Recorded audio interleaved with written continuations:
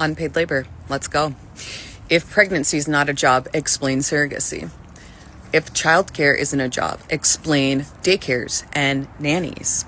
If cooking's not a job, explain professional chefs and at-home private chefs. If cleaning's not a job, explain home cleaners and all the hospitality workers. If managing a household isn't a job, explain property managers. If planning events, birthdays, and holidays isn't a job, explain event planners. If having emotional capacity isn't a job, explain therapists and counselors. If having a peaceful home isn't a job, explain luxury hotels and spas. If remembering every little tiny detail involved with something, like appointments, forms, medications, anything like that isn't a job, explain project managers and why they have a whole team of people to help them.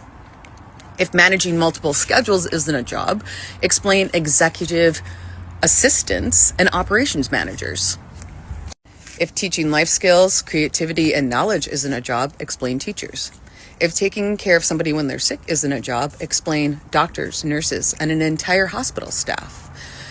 If making sure you have everything you need to enjoy a meal, such as setting the table, making sure you have something to drink, doing the dishes, and clearing the table, isn't a job, explain the entire restaurant hospitality industry. If intimacy isn't a job, explain the entire adult entertainment industry. If maintaining your weight was so easy, explain all of the personal trainers, fitness coaches, and dietitians. If maintaining your looks and appearance was so easy, explain all of the cosmetologists, nail techs, estheticians, makeup artists, and stylists. So you would make a pretty good living if you chose to get paid for one of these professions. And you don't have to do them all. You can just pick one.